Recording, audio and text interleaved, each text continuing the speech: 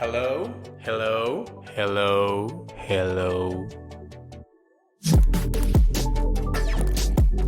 Hi everyone, this is Juan Manuel from Salescast, and today I'm gonna give you a few tips on how to get the best audio from any microphone that you have. You can have a condenser microphone, you can have an USB microphone, you can have a lavalier microphone.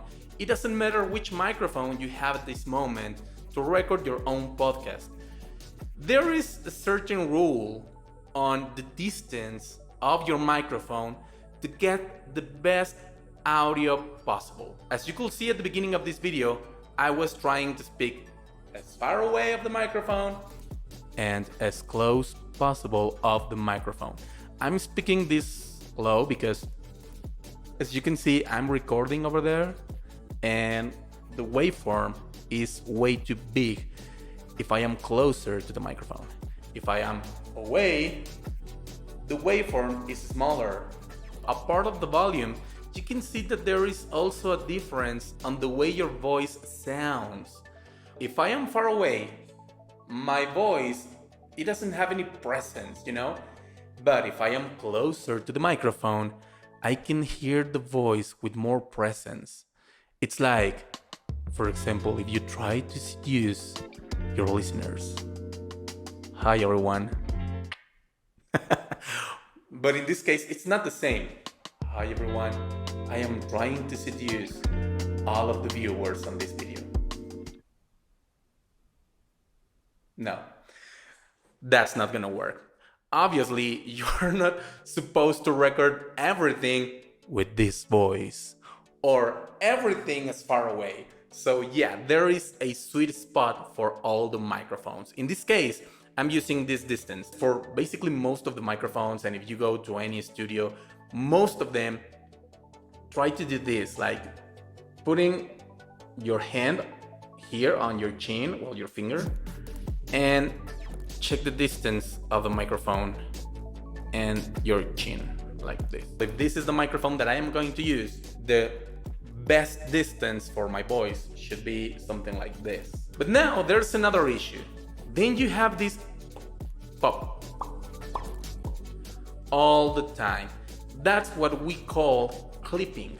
The clipping is when the waveform goes way too high and the volume is way too high with those boom sounds. You need a filter for that. There are multiple filters to get rid of that sound. So for example, here I have this small filter that is actually for this microphone. You just put it here. Let me show you. Now I can speak any way I want, and you're not going to be able to hear that sound. Hey, Peter, how are you, Peter? Nice to meet you, Peter. It's different than, hey, Peter, how are you, Peter? Nice to meet you, Peter. Peter. And another way is to get one of these pop filters. You can find them in all sizes and prices. They are very cheap. The cost is going to depend on the quality of the materials. For example, this one, it's pretty solid. It's actually kind of hard to move. So no matter how you move it, it's gonna stay that way. You can find some others that are cheaper. They are not going to last on the same position all the time. You need to arrange them every time that you're going to record. You just put this on the arm of your microphone, and I'm gonna put it in front of my microphone. This should not affect the distance of the microphone and your mouth. It's the same distance of the microphone and your mouth. The filter should be basically in the middle of the distance between your mouth and your microphone, measuring it with your hand. Hi, Peter. And in case that you don't have any filter at that moment, like this kind of filter or this filter or another one that it's called Dead Cat. Don't ask me why, but this is called Dead Cat or wind filter. This one, it's basically for recording on the exterior when you have a lot of wind. This helps a lot with the wind. Actually, this removes the wind better than this one. As you can see, the material is different. And another way to get rid of the sound is to move your microphone slightly on the side of your mouth. We're going to keep the same distance of the mouth and of the microphone, but we are going to move the microphone. This way, the air coming out my mouth is not going to hit the microphone directly.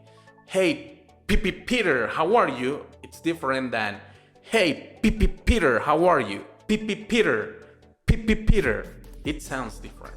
I do recommend to check how your microphone sounds before start recording any content, and in case that you need some extra material like a pop filter, or maybe you need to move your microphone, it's better for you to check that before start your recordings. This is Juan Manuel. I hope you enjoyed this video. See you next time.